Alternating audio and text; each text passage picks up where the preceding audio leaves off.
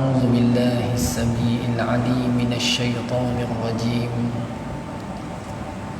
بسم الله الرحمن الرحيم. الحمد لله رب العالمين، وأفضل الصلاة وأتم التسليم على سيدنا محمد وعلى آله وأصحابه والتابعين ومن تبعهم بإحسان إلى يوم الدين. سبحانك لا علم لنا إلا ما علمتنا إنك أنت العليم الحكيم. رب اشرح لي صدري ويسر لي أمري واحلل عقدة من لساني يفقه قولي. اللهم لا سهل إلا ما جعلته سهلا وأنت تجعل الحزن إذا شئت رب سهلا ولا حول ولا قوة إلا بالله العلي العظيم آمين. أما بعد، والسلام عليكم ورحمة الله وبركاته. Yang berusaha barisan ahli jawatan kuasa masjid yang dikasihi Tuan Imam, Tuan Bilal, seluruh yang hadir pada petang ini, insya-Allah taala sama-sama kita berniat iktikaf di dalam masjid. Semoga keberadaan kita dalam masjid ini menambah taqarrub kita kepada Allah dan memberatkan mizan timbangan amal kita di sisi Allah Subhanahu wa taala. Hadirin yang saya kasihi sekalian, insya-Allah kesempatan waktu yang ada pada petang ini saya akan membawa tajuk tadabbur Al-Quran daripada suratul Anfal, ayat yang ke-2 daripada suratul Anfal, muka surat yang ke-177 daripadanya. Muka surat 177, ayat yang kedua daripada suratul Anfal, juzuk yang ke-9.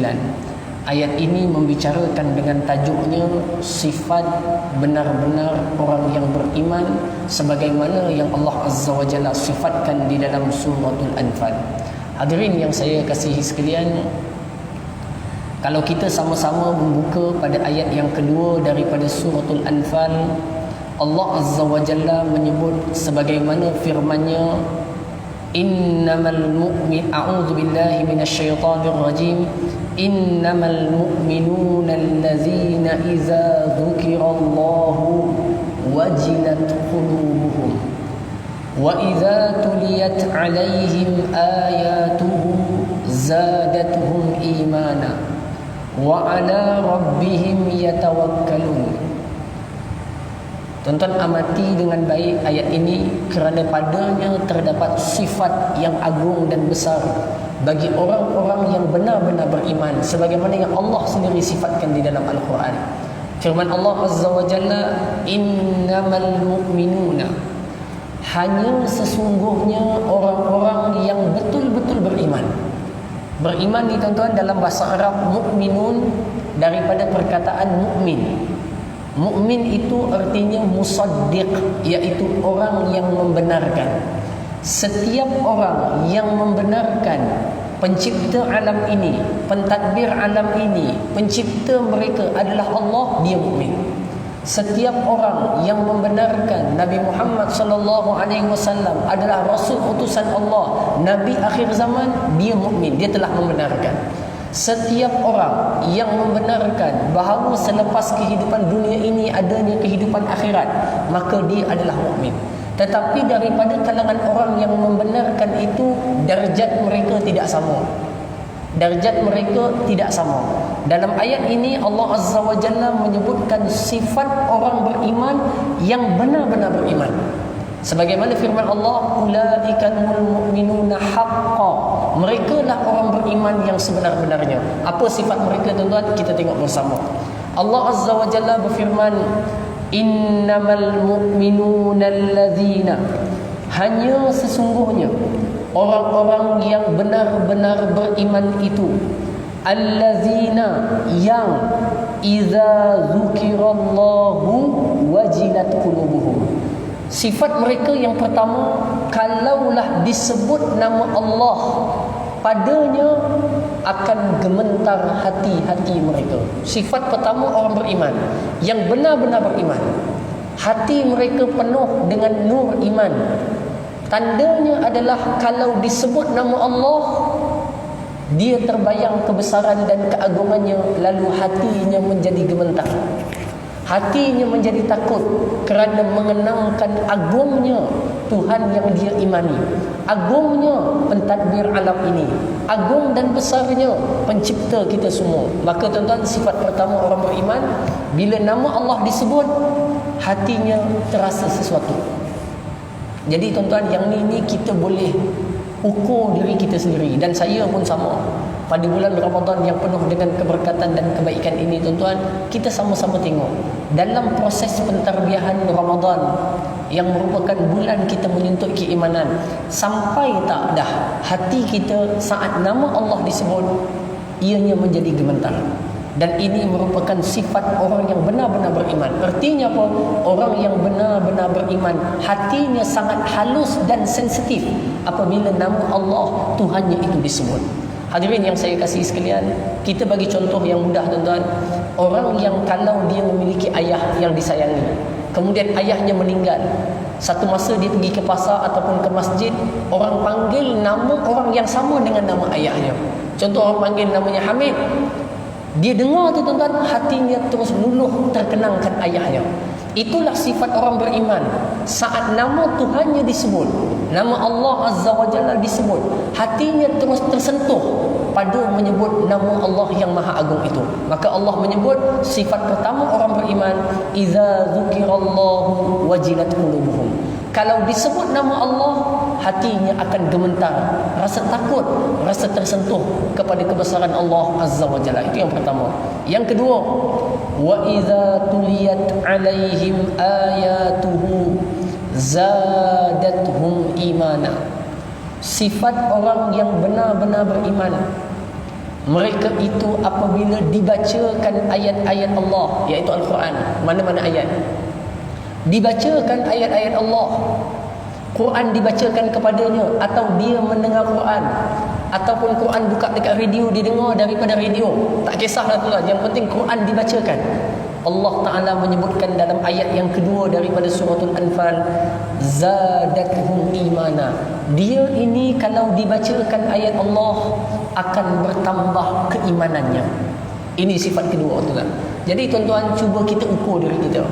Kalau kita dengar Quran, macam mana keadaan hati kita dan iman kita? Adakah bertambah ataupun tidak, ataupun biasa? Semua ini adalah ukuran kita. Dan kejayaan kita menempuh diri kita di dalam bulan Ramadan, kejayaannya adalah kita menjadi orang yang bertakwa. Daripada sifat mereka itu adalah apabila mereka dibacakan ayat Allah, akan bertambah keimanan mereka. Hadirin yang saya kasih sekalian, sifat orang yang mendengar ayat Allah dan bertambah iman, maknanya bertambah kelapangan jiwanya, bertambah ketenangan hatinya, bertambah rasa harmoni jiwanya, dan bertambah rasa dekat ia dengan Tuhan dan penciptanya. Ini sifat orang beriman. Ayat Quran dibacakan, dia rasa bertambah iman. Kalau Quran makin dibacakan, dia makin rasa keras hati, yang itu ada masalah yang perlu dinilai kembali. Dua. Yang ketiga, sifat orang yang benar-benar beriman, wa ala rabbihim yatawakkalun. Dan mereka itu kepada Tuhan mereka, iaitu Allah Subhanahu wa taala, benar-benar bertawakal kepadanya. Tiga-tiga ni tuan-tuan adalah sifat dalam diri. Pertama, gemetar ketika mendengar nama Allah. Kedua, bertambah iman saat mendengar ayat Allah. Ketiga, hatinya betul-betul menyerahkan suatu urusan itu kepada Allah, yang dinamakan sebagai tawakal ataupun tawakul. Kalau ikut bahasa Arabnya tawakul sebenarnya. Okey, tawakal. Dalam bahasa Melayunya tawakal. Tawakal ni tuan-tuan daripada perkataan wakil. Kalau saya nak beli sesuatu, saya katakan kepada fulan bin fulan, saya kata, kamu tolong, saya serahkan duit ini semuanya sekali, kamu tolong belikan beras, berikan kepada orang susah, orang asnaf contohnya. Saya telah wakilkan semua duit saya kepada dia. Dia nak beli dekat kedai apa, dia beli jenama apa, dia beri kepada siapa yang layak, itu serah padanya.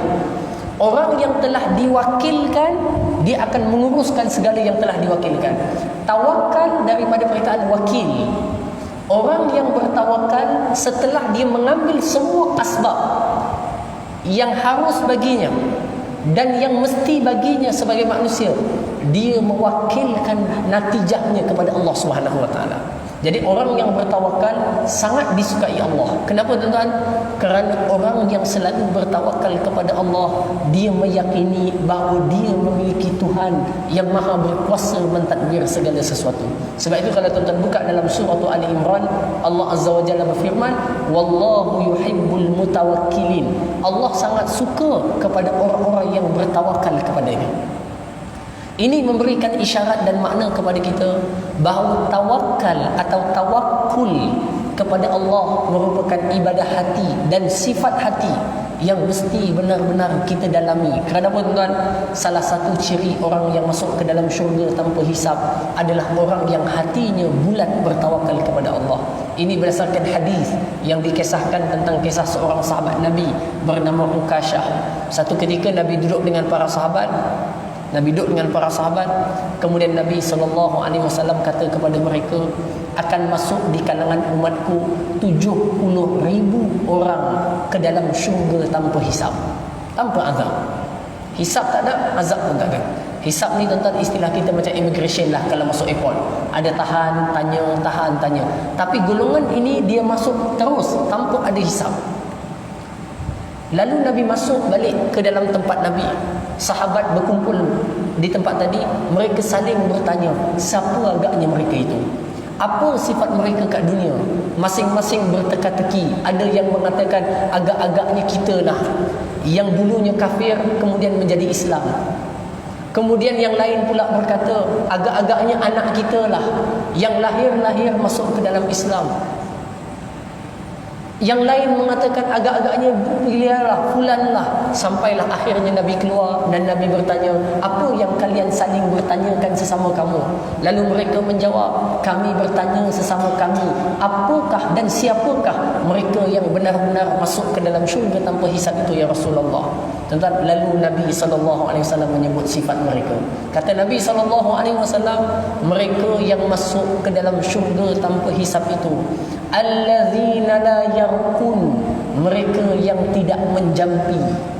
Maknanya bomoh, dukun, apa ni semua tuan, itu kerana kumpulan-kumpulan telik nasib, dukun dan sebagainya dan yang gunakan mantra dan sebagainya menafikan sifat tauhid kepada Allah Azza wa Jalla. Kerana orang akan wala yastarqun, dan dia tak pergi kepada tok romoh itu. Yang pertama penjampi, yang kedua orang yang minta dibunguhi, atau orang yang minta ditilik nasibnya, atau orang yang minta dijampi kepadanya. Jadi pertama penjampi, kedua orang yang minta dijampi. Mana Nabi kata orang yang bukan penjampi dan bukan yang minta dibunguhi. Kemudian yang tiga wala yatayyarun, dan orang yang bukan selalu menggantungkan suatu nasib sial dengan suatu peristiwa. Macam mana tuan? Contoh, dia punya anggapan kalau naik kereta nampak biawak lalu, maknanya tak boleh jalan terus, nanti ada celaka berlaku di depan. Itu maksudnya tayyarah dalam bahasa Arab. Ataupun dia nak keluar rumah, nak pergi kebun dusun durian, dia tengok 3 ekor gagak terbang. Dia kata kalau gagak terbang ke kanan, maknanya tak elok masuk kebun. Tapi kalau merpati yang terbang, bagus masuk kebun.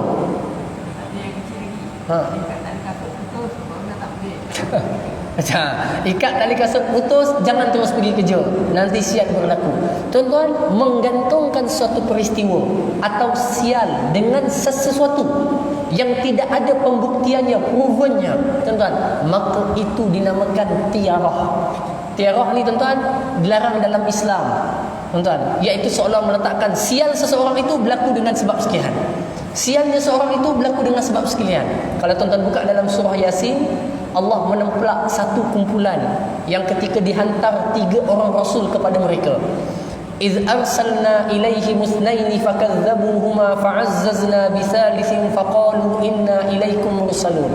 Kan? قالوا ما أنتم إلا بشر مثلنا وما أنزل الرحمن من شيء إن أنتم إلا في ضلال كبير وقالوا لو كنا Kemudian disebut bawah tu qalu innama ta'irukum, dan sesungguhnya kalian itulah penyebab kepada datangnya sial.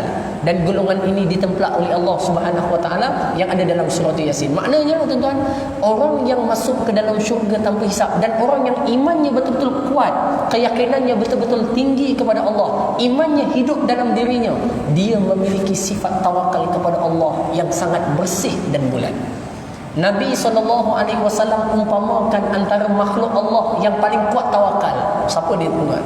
Makhluk Allah selain manusia paling kuat tawakal, iaitu burung. Burung diumpamakan oleh Allah dengan diumpamakan oleh Nabi dengan binatang yang paling kuat bertawakal.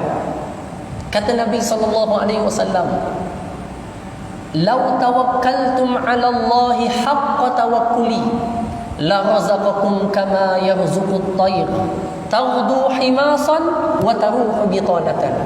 Kalaulah kalian itu bertawakal kepada Allah dengan sebenar-benar tawakal, Allah akan rezekikan kepada kalian macam mana burung mendapat rezeki. Macam mana burung dapat rezeki tu? Dia makan pisang tu, dia balik dia kenyang.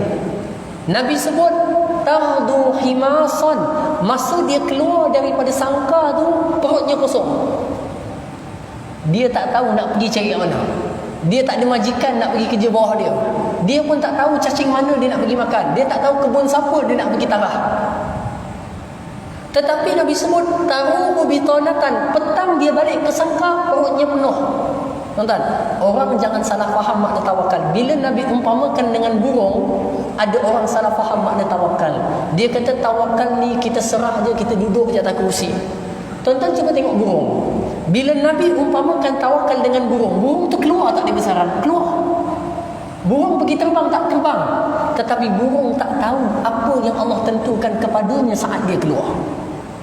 Tetapi burung memiliki tawakal yang yakin, dia keluar ni dia mesti dapat makanan. Dia mesti dapat makanan. Hadirin semua, balik perutnya penuh. Maka tuan-tuan, orang yang bertawakal ini diumpamakan seperti burung. Kalau benar tawakalnya kepada Allah, dan orang yang bertawakal kepada Allah dengan sebenar-benar tawakal, Allah Ta'ala akan menjadikan dia termasuk daripada kalangan orang beriman yang sebenar. Kenapa tuan-tuan? Kerana orang kalau tak bertawakal kepada Allah, dia merasakan segala sesuatu dalam hidup ini dia yang menentukannya. Dia yang menentukannya. Nyawanya dia tentukan, kesehatannya dia tentukan, rezekinya dia tentukan, hidup mati dia tentukan, sehat sakit dia tentukan. Tetapi orang yang selalu menyerahkan dirinya kepada Allah, dia mengetahui bahawa dia memiliki Tuhan yang mengelola dan mentadbir segala sesuatu. Hadirin yang saya kasih sekalian, jadi sifat tawakal ini sifat besar yang perlu kita sama-sama ambil. Kemudian Nabi sebut tuan-tuan, wa ala rabbihim yatawakkalun. Yang keempat tadi, tidak menjampi, tidak minta dijampi, tidak menggantungkan satu nasib dengan suatu peristiwa. Yang keempatnya adalah dan dia benar-benar bertawakal kepada Allah. Artinya orang yang masuk ke dalam syurga tanpa hisab, orang yang hatinya memiliki tauhid dan tawakal yang benar-benar bersih kepada Allah Subhanahu wa taala. Semoga Allah jadikan kita semua tuan-tuan hati sebagaimana Allah jadikan burung bagi mereka hati yang kuat dan pegang tinggi bergantungnya kepada Allah Azza wa Jalla. Dan jangan salah faham tuan-tuan, tawakal tidak menafikan usaha. Cuma tawakal akan menjadikan seorang itu buta daripada melihat natijah usahanya. Dan orang yang bertawakal, dia akan tak melihat natijah daripada usahanya, tetapi dia berusaha. Tuan-tuan, sehingga dia hanya merasakan usaha yang dilakukannya itu tak akan memberikan natijah, melainkan jika Allah menentukan natijahnya itu juga. Jadi tuan-tuan, ini orang yang bertawakal kepada Allah Azza wa Jalla dengan sebenar-benar tawakal. Jadi tuan-tuan, dia dah ada 3 sifat dah. Orang beriman yang sebenar menurut suratul Anfal ayat yang kedua, yang pertama, kalau disebut nama Allah, hatinya gemetar. Kalau dibacakan ayat Allah, imannya bertambah. Kalau dalam segala urusan hidupnya, semua dia bertawakal kepada Allah. Kemudian sifat yang keempat, ayat yang ketiga daripada suratul Anfal. Allah Azza wa Jalla berfirman, alladzina yuqimunas salah wa mimma razaqnahum yunfiqun. Dan mereka-mereka yang mendirikan solat. Dan ayat ini sifat keempat, tadi sifat hati semua. Dengar nama Allah gemetar, dengar ayat-ayat Allah bertambah iman, hati bertawakal kepada Allah. Itu sifat hati. Kemudian masuk kepada yang keempat, sifat anggota dia. Allazina yuqimuna shalah, mereka yang benar-benar menjaga dan memelihara serta mendirikan salat dengan sifatnya yang paling sempurna yang dia boleh. Sifat sempurna ni tuan-tuan bukan hanya rukunnya, angkatnya macam ni ke, begini ke, bacaannya macam mana, itu betul. Tetapi sifat yang paling sempurna dinyatakan dalam surah Al-Mu'minun ayat yang kedua. Qad aflahal mu'minun allazina hum fi salatihim khashi'un. Orang-orang yang berjaya di kalangan orang yang beriman, mereka yang kalau dalam sembahyangnya betul-betul mendapat nilai khusyuk ketika melaksanakan solat. Tuan-tuan, orang yang dapat khusyuk di dalam solat, satu daripada kriteria orang beriman yang berjaya di kalangan mereka. Maknanya kalau kita faham di sini, orang beriman ni banyak level. Ada orang beriman yang berjaya, ada orang beriman yang benar-benar beriman. Semuanya itu dinaskan oleh Allah di dalam Al-Quran untuk kita sama-sama amati dan cermati bersama. Hadirin yang saya kasih sekalian, kemudian Allah Azza wa Jalla berfirman, "Wa mimma razaqnahum yunfiqun." Dan daripada apa yang kami rezekikan kepadanya. Mimma ni tuan-tuan, mimma. Mimma, min tu daripada, ma apa? Maknanya apa? Harta yang dia ada, perniagaan yang dia buat, pendapatan yang dia ada, dia faham ada sebahagian daripada yang dia miliki itu adalah milik orang lain. Dengan itu dia keluarkan daripadanya, kalau wajib namanya zakat, kalau tak wajib namanya sedekah ataupun infak. Artinya orang yang benar-benar beriman, hatinya tersentuh ketika menyebut Allah, imannya bertambah saat dibacakan ayat Allah, bertawakal kepada Allah, jaga betul-betul sembahyang pada segala sifatnya, dan dia itu bagi harta yang dia ada selalu dikeluarkan zakatnya. Kalau harta perniagaan, zakat perniagaan, ternakan, zakat ternakan, apa dan apa. Tetapi lebih khusus daripada itu, orang yang selalu menginfakkan hartanya. Tuan-tuan yang saya kasih sekalian, dengan makna ini, orang, kalau tuan-tuan faham, tengok sembahyang hak Allah, harta adalah hak sesama manusia. Sayyidina Abu Bakar ketika menjawab jawatan khalifah radhiyallahu taala anhu, pada waktu itu mula terbit golongan yang tak nak bayar zakat. Lalu Abu Bakar As-Siddiq radhiyallahu anhu mengambil keputusan untuk memerangi mereka, sedangkan tak pernah berlaku perang untuk orang tak bayar zakat sebelum daripada zaman itu. Orang yang musyrik ia ada, membuka wilayah baru ia berlaku, rampasan ia berlaku, tetapi orang tak bayar zakat diperangi tak pernah berlaku zaman itu. Abu Bakar berijtihad, orang yang tak bayar zakat kami perangi dia. Lalu beliau mengatakan, aku akan memerangi golongan yang membezakan di antara hak Allah iaitu solat dan hak manusia, hak harta mereka iaitu zakat. Maknanya apa tuan-tuan? Islam ini dia memiliki dua hubungan yang sangat kuat bagi orang beriman. Pertama, hubungan dengan Allah mesti dijaga dengan baik.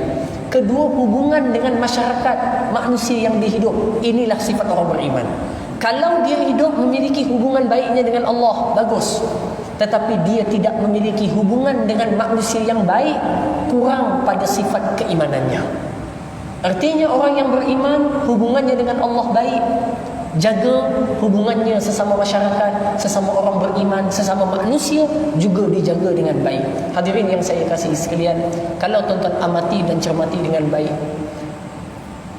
Allah Azza wa Jalla menempelak golongan Yahudi yang Allah Ta'ala katakan mereka akan mendapat kehinaan di mana pun mereka berada, kecuali kalau mereka menjaga hubungan dengan Allah dan menjaga tali hubungan mereka sesama manusia. Jadi tuan-tuan, itulah sifat orang beriman yang sebenar. Di mana pun dia ada, ke mana pun dia pergi, dia jaga benar-benar hubungannya dengan Allah dan jaga benar-benar hubungan baiknya sesama manusia. Lalu tuan-tuan tengok Allah sebut apa? Wa mimma razaqnahum yunfiqun, dan daripada apa yang kami rezekikan kepada mereka dia infakkan. Kalau tuan-tuan buka, saya yakin bulan Ramadan ni ramai orang tadarus Quran dan baca Quran. Kalau tuan-tuan amati Quran daripada awal, daripada Alif Lam Mim Zalikal Kitab sampai kepada An-Nas, Banyak sangat ayat, banyak sangat, bukan sikit, banyak sangat ayat. Ketika Allah sebut mereka yang masuk ke dalam syurga, ayat itu banyak bersama dengannya orang yang menafkahkan hartanya. Artinya seolah-olah, kalau saya boleh faham lah tuan-tuan, saya boleh faham orang yang masuk ke dalam syurga ini tak ada sifat bakhil dalam diri dia. Dengan bahasa yang lain, iman dan bakhil tak akan boleh berkumpul dalam satu hati. Kalau dia mukmin yang sebenar, dia akan pemurah. Kalau dia orang bakhil, iman yang sempurna tak akan ada dalam hatinya. Maka tuan-tuan, inilah bulan yang sangat baik untuk saya dan kita semua didik diri kita dengan sifat kepemurahan. Sifat pemurah ni tuan-tuan, sifat beri ni, dia tak perlu banyak pun tak mau, tetapi dia memiliki rasa nak memberi atau rasa nak bagi kepada seorang. Sifat memberi dan bagi ini merupakan ciri-ciri ahli syurga Allah Azza wa Jalla. Dalilnya Nabi pernah sebut kepada para sahabat, kata Nabi SAW, ittaqun nar walau bisyikit tamrah. Peliharalah diri kamu daripada neraka walaupun dengan sedekah sebelah biji kurma. Artinya sedekah menyelamatkan kamu daripada neraka. Nabi sebut kepada wanita-wanita, wahai wanita-wanita, aku melihat orang yang paling banyak menghuni api neraka itu adalah di kalangan wanita ataupun perempuan. Maka perbanyakkanlah oleh kalian akan sedekah yang mudah-mudahan dapat memelihara diri kalian daripada api neraka Allah. Jadi tuan-tuan, sedekah, infak, sama ada dalam bentuk wang ringgit atau makanan atau beras atau keperluan atau apa jua, tuan-tuan, merupakan sifat ahli syurga Allah Azza wa Jalla. Jadi tuan-tuan, ini perlu kita sama-sama garapkan, hidupkan budaya ini dalam masyarakat kita. Rasa ihsan kepada orang lain, rasa kesian kepada orang lain merupakan sifat daripada sifat ahli syurga Allah Subhanahu wa taala. Tuan-tuan tengok ayat itu ditutup dengan ayat keempat. Tadi ayat kedua, ketiga dan keempat. Allah berfirman, ulaika humul mu'minuna haqqan. Mereka yang ada 5 sifat itu adalah orang beriman yang sebenar-benarnya. Quran yang kata, Quran yang declare dia ni mu'minuna haqqan, benar-benar beriman. Kalau ada 5 sifat tu tuan. Jadi tuan-tuan, sebelum keluar bulan Ramadan, saya rasa kita kena sama-sama muhasabah 5 ni dah ada tak dalam diri kita. Sifat senang memberi, sifat sempurna pada solat, sifat hati yang terkesan ketika menyebut nama Allah, sifat yang iman bertambah saat Quran dibacakan, dan sifat tawakal yang benar kepada Allah. Kalau berjaya tuan-tuan, mudah-mudahan Allah berikan kepada kita semua sifat ini, dan insya-Allah kita mudah-mudahan digelar oleh Allah di sisi Allah sebagai mukminuna haqqan, orang yang betul-betul beriman kepada Allah Subhanahu wa taala. Quran kata apa tuan-tuan? Orang ni kalau beriman dengan betul-betul beriman, dia mendapat 3 ganjaran. Lahum darajatun 'inda rabbihim. Orang ini akan mendapat kedudukan darjat-darjat yang tinggi di sisi Tuhan mereka. Tuan-tuan, kalau kita nak fahamkan perumpamaan darjat ni, dekat dengan Allah, dikenali Allah. Macam kalau tuan-tuan, orang yang dikenali oleh, kita umpamakanlah raja tuan-tuan, raja. Kita ni dikenali kerana banyak jasa kepada masyarakat. Jadi kita pun diangkat, diberikan anugerah sekian. Jadi nama Fulan bin Fulan ni kalau disebut sampai ke orang yang tertinggi, kepada yang di-Pertuan Agong, orang kenal dia dah. Kenapa? Kerana jasanya besar kepada masyarakat. Maknanya darjatnya naik, dikenali. Orang lain pun dikenali sebagai rakyat biasa, tetapi tak dikenali namanya kerana darjatnya tidak diangkat. Tuan-tuan, maka dipanggil darjah kebesaran. Orang yang beriman, darjat mereka bukan di sisi manusia, tetapi di sisi pentadbir seluruh alam, seluruh manusia, seluruh jin, seluruh tumbuhan, seluruh binatang. Yang mentadbirnya adalah Allah. Orang yang beriman dengan sifat ini, darjatnya di sisi Allah adalah tinggi sekali. Satu. Kemudian wa maghfiratun, hanya dengan menjadi mukmin yang sebenar, Allah kurniakan kepadanya keampunan daripada sisi Allah. Keampunan yang besar dan luas daripada Allah. Lahum maghfiratun wa rizqun karim, dan Allah kurniakan kepada mereka itu akan kurniaan dan rezeki yang amat mulia. Rezeki mulia ni tuan-tuan, wallahu alam hakikatnya macam mana, tetapi rezeki yang mulia boleh jadi syurga Allah. Rezeki yang mulia boleh jadi Allah jadikan hidupnya hidup yang aman, yang baik, yang damai, yang sehat, yang tenang. Maka itu semua daripada sifat rezeki yang mulia daripada Allah Subhanahu wa taala. Jadi hadirin yang saya kasih sekalian, berada kita pada akhir bulan Ramadan, akhir bulan Ramadan, hari ini hari ke-25. Tuan-tuan, berbaki lebih kurang 5 hari ataupun 4 hari saja lagi yang saya yakin semua orang nak mencari Lailatul Qadar sebagaimana yang dianjurkan oleh Nabi sallallahu alaihi wasallam. Maka bersungguhlah tuan-tuan pada apa yang berbaki daripada malam-malam ini. Semoga kita diselarikan, diselaraskan dengan Lailatul Qadar, dan padanya Allah mengampunkan kita, Allah menetapkan kita daripada orang yang dilepaskan daripada api neraka. Dan pada malam itu ganjaran dan gandaan amal kita diberikan oleh Allah dengan ganjaran yang besar. Kata Nabi dalam hadis yang lain, siapa yang dapat menjaga solat isyak berjamaah dan subuh berjamaah, dia pasti akan mendapat Lailatul Qadar. Sebabnya apa? Sebab isyak tu dah malam dah. Subuh tu dia pergi pun waktu tu gelap lagi sebelum azan. Maka pastinya orang itu sudah dapat sedikit. Kalau dia buat lebih, maka lebihlah dia akan dapat. Maka hadirin semua, maka saya ingatkan diri saya sendiri dan kita semua, apa yang berbaki daripada baki hari ini, sibuk macam mana pun urusan dan program kita, jangan tinggalkan solat isyak berjamaah dan jangan tinggalkan solat fardu subuh.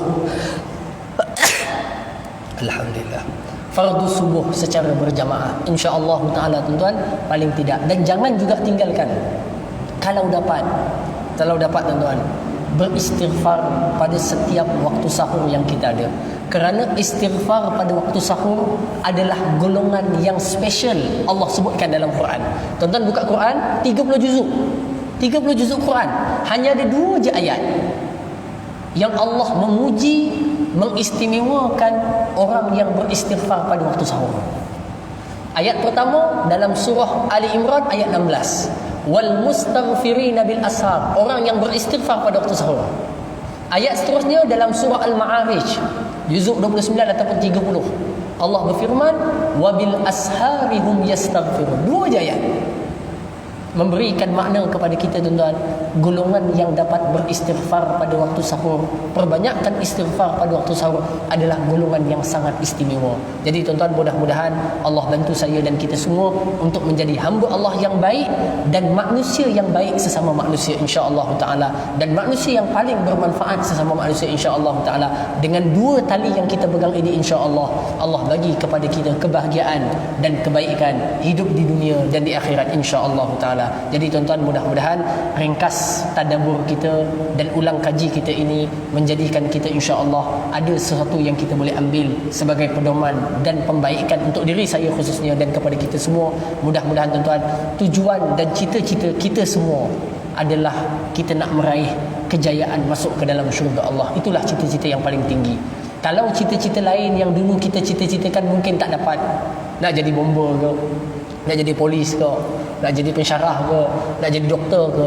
Tetapi tuan-tuan ingat, ada satu cita-cita yang jangan sampai kita gagal mendapatinya dengan izin dan rahmat Allah, iaitu menjadi satu di kalangan ahli syurga Allah Subhanahu Wa Taala. Sebab kalau tak syurga, dia ada yang kedua je, neraka.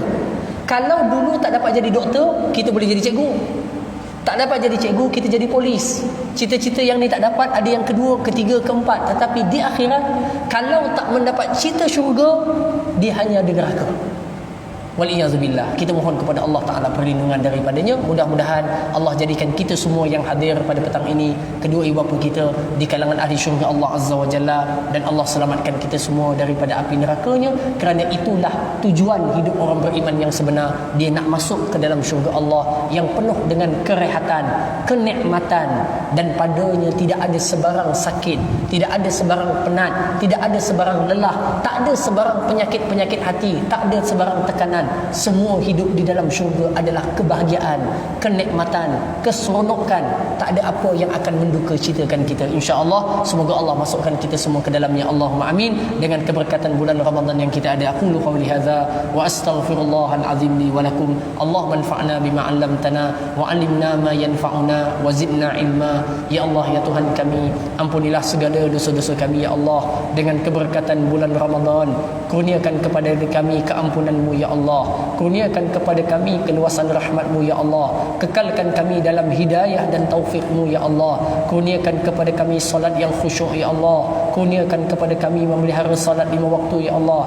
Jadikan zuriat keturunan kami di kalangan mereka yang mendirikan dan menjaga salat ya Allah. Ya Allah ya Tuhan kami bermohon kepadamu ya Allah dengan keagungan dan kebesaran-Mu ya Allah. Selamatkan kami daripada api neraka-Mu ya Allah. Masukkan kami ke dalam syurga-Mu ya Allah. Lorongkan kami pada jalan orang yang beriman di kalangan hamba-Mu ya Allah. Ya Allah ya Rahman ya Rahim, kami bermohon kepadamu ya Allah agar dikurniakan kepada kami ilmu yang bermanfaat, amal yang soleh. Kurniakan kepada kami segala amal yang menyampaikan kami kepada redha dan cinta-Mu ya Allah. Dan jauhkanlah kami daripada segala yang memalingkan kami daripadamu ya Allah. Rabbana hab lana min azwajina wa dhurriyyatina qurrata a'yunin waj'alna lil muttaqina imama. Rabbana asrif 'anna 'adzab jahannam inna 'adzabaha kana gharama innaha sa'at mustaqarran wa muqama. Rabbana atina fid dunya hasanah wa fil akhirati hasanatan wa qina 'adzaban nar. Wa sallallahu ala sayyidina Muhammadin nabiyil ummi wa ala alihi wa sahbihi wa baraka wa sallam. Walhamdulillahi rabbil alamin. Subhanakallahumma bihamdika asyhadu an la ilaha illa anta astaghfiruka wal 'asri innal insana illa alladhina amanu wa salihati. Assalamualaikum warahmatullahi wabarakatuh.